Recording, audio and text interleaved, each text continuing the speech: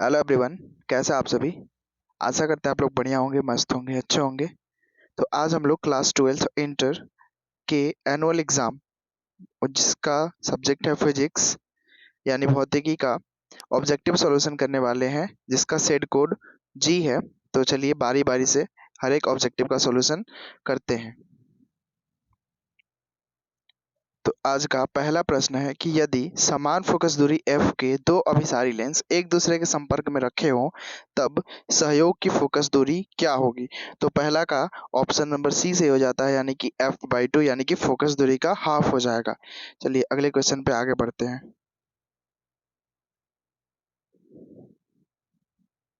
तो दूसरा क्वेश्चन है हमारा कि एक उत्तल लेंस की क्षमता 2 डायोप्टर है, तो इसकी फोकस दूरी क्या होगी? तो इसका ऑप्शन नंबर बी हो जाएगा, यानी कि 50 सेंटीमीटर।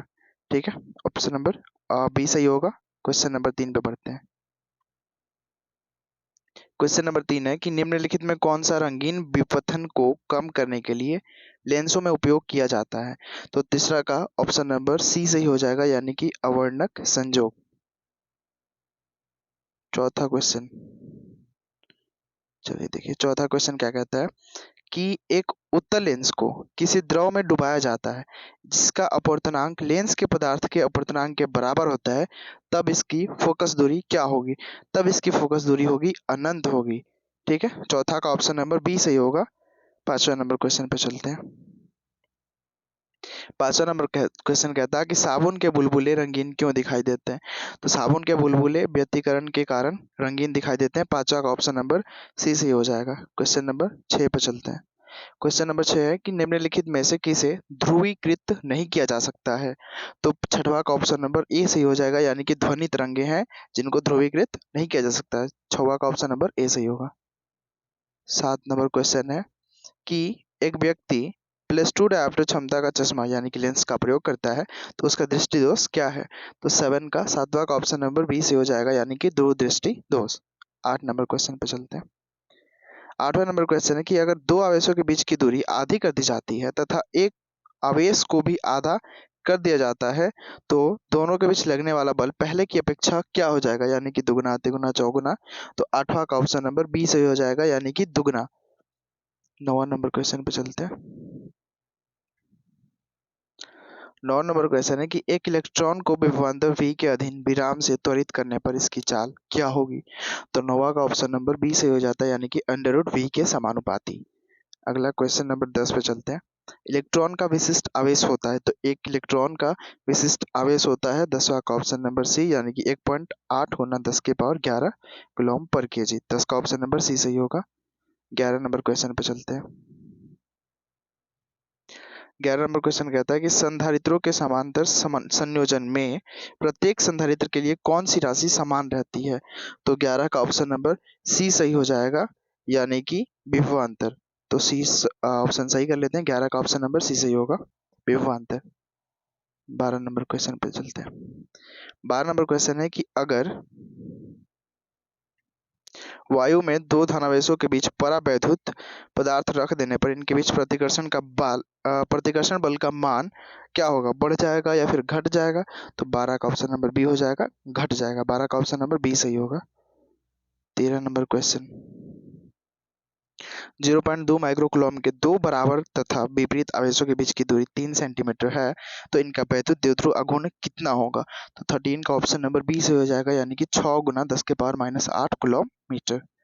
14 का ऑप्शन नंबर, अच्छा 14 क्वेश्चन नंबर देखो यहाँ पे। एक बंद पृष्ठ के भीतर N वैद्युत द्विध्रुव स्थित है, बंद पृष्ठ से निर्गत कुल वैद्युत फ्लक्स क्या होगा?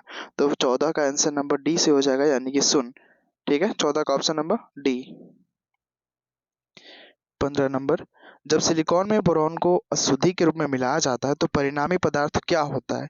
एन प्रकार का, पी प्रकार का, किस प्रकार का? तो 15 का ऑप्शन नंबर बी से हो जाएगा, यानी कि पी प्रकार का अर्धचालक।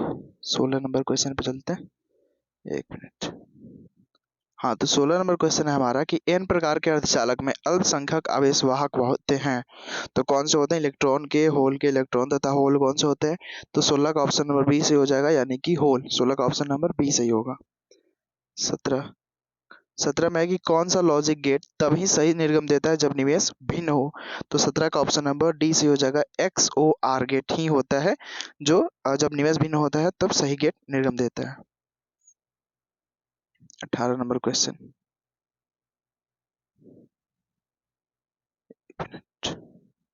18 नंबर क्वेश्चन कहता है कि पश्च अभिनत डायोड होता है। तो 18 का ऑप्शन नंबर डी सही हो जाएगा। ए और सी दोनों यानी कि जेनर डायोड और एलईडी दोनों के दोनों होते हैं, तो 18 का ऑप्शन नंबर डी सही हो जाएगा। 19 नंबर क्वेश्चन है कि नैंड गेट के बुलियन व्यंजक हैं। कौन से हैं नैंड गेट के बुलियन व्यंजक? तो 19 का ऑप्शन नंबर ए सही हो जाएगा। A dot b bar equals to y. 19 का ऑप्शन नंबर ए सही हो जाएगा। 20 क्वेश्चन कहता है कि फाइबर ऑप्टिक संचार में किस प्रकार की तरंगों का उपयोग किया जाता है? तो 20 का ऑप्शन नंबर बी सही हो जाएगा कि विद्युत चुम्बकीय तरंगों का प्रयोग किया जाता है। फाइबर ऑप्टिक संचार में विद्युत चुम्बकीय तरंगों का उपयोग किया जाता है। 20 का ऑप्शन नंबर डी सही हो जाएगा। 21 नंबर क्वेश्चन पे चलते हैं। 21 नंबर क्वेश्चन कहता है कि टीवी प्रसारण के लिए निम्नलिखित में से कौन सी आवृत्ति परास का उपयोग किया जाता है टीवी प्रसारण के लिए? तो 21 का ऑप्शन नंबर सी सही हो जाएगा। 30 से 300 मेगा हर्ट्ज पे किया जाता है, आवृत्ति परास का उपयोग किया जाता है टीवी प्रसारण के लिए। 21 का ऑप्शन नंबर सी सही हो जाएगा।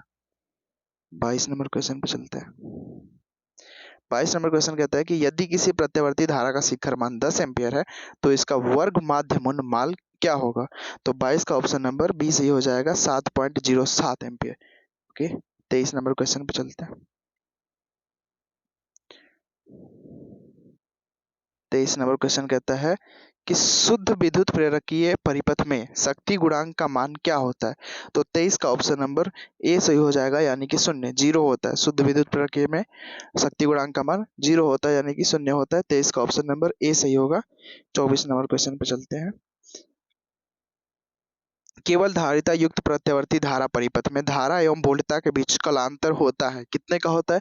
तो 24 का ऑप्शन नंबर बी सही हो जाएगा। 90 डिग्री होता है। कलांतर कितने का होता है? 90 डिग्री का। 24 का ऑप्शन नंबर बी सही हो जाएगा।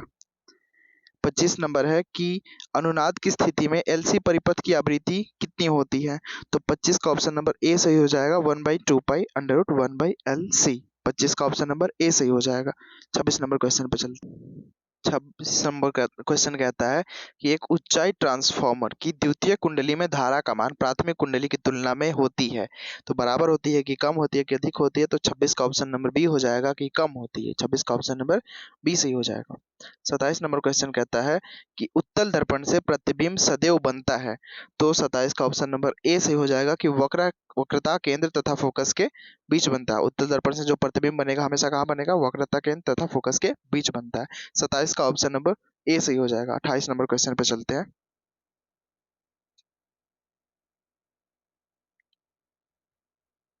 28 नंबर क्वेश्चन है कि यदि किसी माध्यम से निर्वात में संपूर्ण आंतरिक परिवर्तन के लिए क्रांति कोण 30 डिग्री हो तो माध्यम में प्रकाश का वेग है।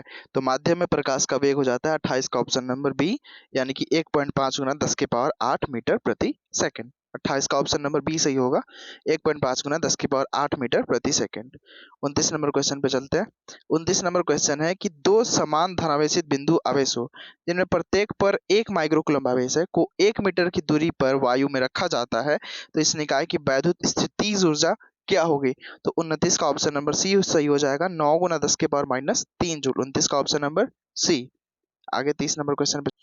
30 नंबर क्वेश्चन है कि निम्नलिखित में से धारिता का मात्रक कौन सा होता है?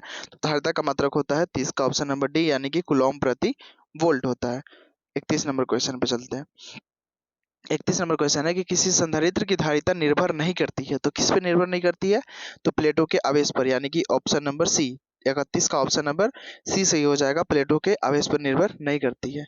आगे 32 नंबर क्वेश्चन पे चलते हैं। 32 नंबर क्वेश्चन है कि किसी आवेशित चालक के बाहरी सतह पर विद्युत क्षेत्र होता है तो क्या होता है? तो 32 का ऑप्शन नंबर हो जाएगा बी, सतह के लंबवत होता है। 32 का ऑप्शन नंबर बी सही हो जाएगा, सतह के लंबवत। 33 नंबर क्वेश्चन पे देखते हैं। यदि किसी चालक को बाहरी विद्युत क्षेत्र में रखा जाए तो चालक के अंदर का क्षेत्र क्या होगा? तो 33 का ऑप्शन नंबर हो जाएगा ए यानी कि 0 हो जाएगा। 33 का ऑप्शन नंबर ए होगा 0 0। 34 नंबर क्वेश्चन पे चलते हैं। 34 नंबर क्वेश्चन है कि विपरीत चिन्ह के दो बिंदु आवेशों के लिए निम्नलिखित में से कौन सा कथन सही है। तो 34 का ऑप्शन नंबर हो जाएगा ए, यानी कि स्थितिज ऊर्जा हमेशा ऋणात्मक होती है। 34 का ऑप्शन नंबर ए सही हो जाएगा। 35 नंबर क्वेश्चन है कि गॉस का नियम कहता है कि किसी बंद सतह से गुजरने वाला विद्युत फ्लक्स क्या करता है। तो 35 का ऑप्शन नंबर ए सही हो जाएगा कि संलग्न आवेशों के समानुपाती होता है। 35 का ऑप्शन नंबर ए सही हो जाएगा। आगे बढ़ते 36 नंबर क्वेश्चन पे। 36 नंबर क्वेश्चन कहता है कि 100 माइक्रोफैराड धारिता वाले संधारित्र को 100 वोल्ट तक आवेशित करने पर उसमें संचित ऊर्जा होगी। तो 36 का ऑप्शन नंबर ए सही हो जाएगा 0.5 जूल। 36 का ऑप्शन नंबर ए सही होगा 0.5 जूल। 37 नंबर क्वेश्चन पे चलते हैं। इसमें कहता है कि निम्नलिखित में किसका मात्रक वोल्ट मीटर इनवर्स होता है। तो 37 का ऑप्शन नंबर सी सही हो जाएगा, यानी कि विद्युत क्षेत्र का जो मात्रक है वो वोल्ट मीटर इनवर्स होता है। 37 का ऑप्शन नंबर सी सही होगा। आगे बढ़ते हैं 38 नंबर क्वेश्चन पे। 38 नंबर क्वेश्चन कहता है कि वैद्युत चालन में चालक से मुक्त इलेक्ट्रॉनों का अपवाह वेग v एवं चालक के सिरों के बीच के लगे विभवांतर v के बीच संबंध क्या है। तो 38 का ऑप्शन नंबर हो जाएगा ए सही, क्योंकि ये v के अनुक्रमानुपाती होता है, यानी कि 34 का ऑप्शन नंबर सी सही हो जाएगा, ए सही हो जाएगा, यानी कि v के अनुक्रमानुपाती। 38 का ऑप्शन नंबर ए सही होगा। 39 नंबर क्वेश्चन पे देखते हैं। ये कहता है कि एक चालक की वोल्टता V तथा धारा I के बीच एक ग्राफ एक सरल रेखा है जो y अक्ष मतलब जो कि I को प्रदर्शित करता है उससे थीटा कोण बनाती है। तो चालक का प्रतिरोध क्या होगा।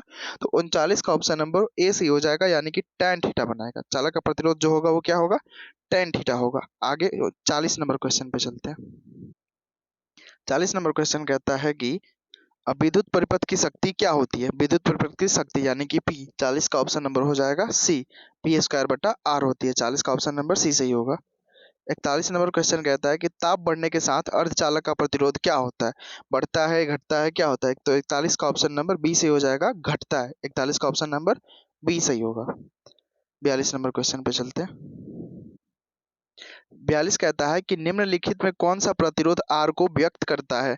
तो 42 का ऑप्शन नंबर सी सही हो जाएगा, यानी कि 1/9 ए पी ए, मतलब कि इसको नॉट कहा जाता है ना, तो 1/पी ए। 42 का ऑप्शन नंबर सी सही हो जाएगा। आगे बढ़ते 43 नंबर क्वेश्चन पे। ये कहता है कि एक ही तत्व के समस्थानिकों के बीच मुख्य अंतर क्या है। तो 43 का ऑप्शन नंबर बी सही हो जाएगा, न्यूट्रॉनों की संख्या होती है जो इनके बीच का मुख्य अंतर होता है। 43 का ऑप्शन नंबर बी सही हो जाएगा। आगे 44 नंबर क्वेश्चन पे चलते हैं। 44 नंबर क्वेश्चन कहता है कि निम्नलिखित में कौन सा रेडियोधर्मी क्षय का प्रकार नहीं है। तो 44 का ऑप्शन नंबर डी से हो जाएगा, म्यू आन क्षय। म्यू आन क्षय जो है रेडियोधर्मी क्षय का एक प्रकार नहीं है। 44 का ऑप्शन नंबर डी सही हो जाएगा। 45 नंबर क्वेश्चन पे चलते हैं। 45 नंबर क्वेश्चन कहता है कि 500 nm तरंग दैर्ध्य वाले एक फोटोन की ऊर्जा क्या होगी। तो 45 का ऑप्शन नंबर ए सही हो जाएगा, 4 गुना 10 की पावर -19 जूल। 45 का option number A. 46 number question पे चलते हैं। 46 नंबर क्वेश्चन है कि हाइड्रोजन स्पेक्ट्रम की कौन सी श्रेणी दृश्य भाग में पड़ती है। तो 46 का ऑप्शन नंबर बी सही हो जाएगा, बामर श्रेणी। 46 का ऑप्शन नंबर बी होगा। 47 नंबर क्वेश्चन पे चलते हैं। ये कहता है कि निम्नलिखित में कौन आवेश रहित कण है, इनमें से कौन एक आवेश रहित कण है। तो 47 का ऑप्शन नंबर डी सही हो जाएगा, फोटोन है। फोटोन जो है वो एक आवेश रहित कण है। 47 हो गया। 48 नंबर क्वेश्चन पे चलते हैं। ये कहता है कि एक्स किरणें हैं, मतलब क्या है, एक्स किरणें क्या है। तो 48 का ऑप्शन नंबर डी सही हो जाता है, विद्युत चुम्बकीय तरंग है। एक्स किरणें क्या है, विद्युत चुम्बकीय तरंग है। आगे बढ़ते हैं 49 नंबर क्वेश्चन पे। 49 नंबर क्वेश्चन है कि एक एएमयू की तुल्य ऊर्जा है, एक एएमयू की तुल्य ऊर्जा कितनी है। तो 49 का ऑप्शन नंबर डी सही हो जाएगा, 931 मेगा वोल्ट होता है सर। ठीक है, 49 का ऑप्शन नंबर डी सही होगा। 50 कहता है कि लौह चुंबकीय पदार्थ के लिए अपेक्षिक चुंबकशीलता म्यू आर जो है उसका मान क्या होता है। तो 50 का ऑप्शन नंबर डी से हो जाएगा, म्यू आर एक से बहुत ज्यादा छोटा होता है, ज्यादा बड़ा होता है ये। तो 50 का ऑप्शन नंबर डी सही हो जाएगा। 51 नंबर क्वेश्चन पे चलते हैं। एक मिनट। 51 नंबर क्वेश्चन कहता है कि R1, R2, R3 प्रतिरोधों के श्रृंखला परिपथ में प्रत्येक प्रतिरोध में प्रवाहित धारा क्या होती है, समान होती है, भिन्न होती है, शून्य होती है, कितनी होती है। तो 51 का ऑप्शन नंबर ए सही हो जाएगा, समान होती है। 51 का ऑप्शन नंबर ए। 52 कहता है कि धारा घनत्व की इकाई है, तो धारा घनत्व की इकाई जो है वो है 52 का ऑप्शन नंबर सी सही होगा, एम्पियर प्रति वर्ग मीटर। ये जो है धारा घनत्व की इकाई है, 52 का ऑप्शन नंबर सी सही हो जाएगा, एम्पियर प्रति वर्ग मीटर, 52 का ऑप्शन नंबर सी। 53 नंबर क्वेश्चन पे चलते हैं। 53 कहता है कि यदि किसी चालक की लंबाई दुगुना कर दिया जाए और उसके ऊपर लगाई गई विभवांतर को स्थिर रखा जाए तो इलेक्ट्रॉनों का प्रवाह वेग क्या होगा? तो 53 का ऑप्शन नंबर सी सही हो जाएगा, आधा हो जाएगा। 53 का ऑप्शन नंबर सी सही होगा, आधा। उसके बाद 54 नंबर क्वेश्चन पे चलते हैं। 54 नंबर क्वेश्चन कहता है कि धारा वहन करने वाले परिनालिका के अंदर चुंबकीय क्षेत्र की दिशा होती है, तो 54 का ऑप्शन नंबर सी सही हो जाएगा, अक्ष के लंबवत। 54 का ऑप्शन नंबर सी सही होगा, अक्ष के लंबवत। आगे बढ़ते हैं 55 नंबर क्वेश्चन पे। 55 नंबर क्वेश्चन है कि निम्नलिखित में कौन सा उपकरण विद्युत चुम्बकीय प्रेरण के सिद्धांत पर आधारित है? तो इसमें 55 का ऑप्शन नंबर सी सही हो जाएगा, विद्युत जनरेटर। विद्युत जनरेटर जो है वो चुंबकीय प्रेरण के सिद्धांत पर आधारित होता है, 55 का ऑप्शन नंबर सी सही हो जाएगा। आगे बढ़ते हैं 56 नंबर क्वेश्चन पे। 56 नंबर क्वेश्चन कहता है कि एक परिनालिका का स्वप्रेरकत्व निर्भर करता है, किस पर निर्भर करता है? तो 56 का ऑप्शन नंबर डी सही हो जाएगा, यानी कि बी और सी दोनों पर, मतलब कि प्रति इकाई लंबाई में फेरों की संख्या पर और परिनालिका की लंबाई पर, दोनों पर से निर्भर करता है। तो 56 का ऑप्शन नंबर डी सही हो जाएगा। आगे बढ़ते हैं 57 नंबर क्वेश्चन पे। 57 नंबर क्वेश्चन है कि समान आयाम एवं समान तरंगदैर्घ्य की दो प्रकाश तरंगें अध्यारोपित की जाती हैं। परिणामी तरंग का आयाम महत्तम होगा जब उनके बीच कलांतर है। कितने का कलांतर होना चाहिए? तो 57 का ऑप्शन नंबर ए सही होगा, यानी कि 0 का कलांतर होना चाहिए। आगे बढ़ते हैं 58 नंबर क्वेश्चन पे। 58 नंबर क्वेश्चन कहता है कि ध्रुवित प्रकाश में कंपन तल एवं ध्रुवण तल के बीच कोण कितना होता है? तो 58 का ऑप्शन नंबर सी सही हो जाएगा, 90 डिग्री। 58 का ऑप्शन नंबर सी सही होगा, 90 डिग्री। आगे बढ़ते हैं 59 नंबर क्वेश्चन पे। 59 नंबर क्वेश्चन कहता है कि निम्नलिखित में कौन सी वैद्युत चुंबकीय तरंग नहीं है? तो 59 का ऑप्शन नंबर ए सही हो जाएगा, अल्फा किरणें जो है वो वैद्युत चुंबकीय तरंग नहीं है। 60 नंबर क्वेश्चन पे चलते हैं। 60 नंबर क्वेश्चन कहता है कि किसी द्रव्यात्मक माध्यम में विद्युत चुम्बकीय तरंग की चाल निर्भर नहीं करती है, तो यहाँ पे कहा जाएगा 60 का ऑप्शन नंबर जो सही होगा वो होगा सी, यानी कि इसकी तीव्रता पर। 60 का ऑप्शन नंबर सी सही हो जाएगा। आगे बढ़ते हैं 61 नंबर क्वेश्चन पे। ये कहता है कि प्रकाश वैद्युत उत्सर्जन की घटना में आपतित प्रकाश की तीव्रता बढ़ाने पर प्रकाश वैद्युत धारा क्या होती है? बढ़ती है, घटती है या फिर वहीं रहती है? तो 61 का ऑप्शन नंबर ए सही हो जाएगा, यानी कि बढ़ती है। 61 का ऑप्शन नंबर ए सही होगा। आगे बढ़ते हैं 62 नंबर क्वेश्चन पे।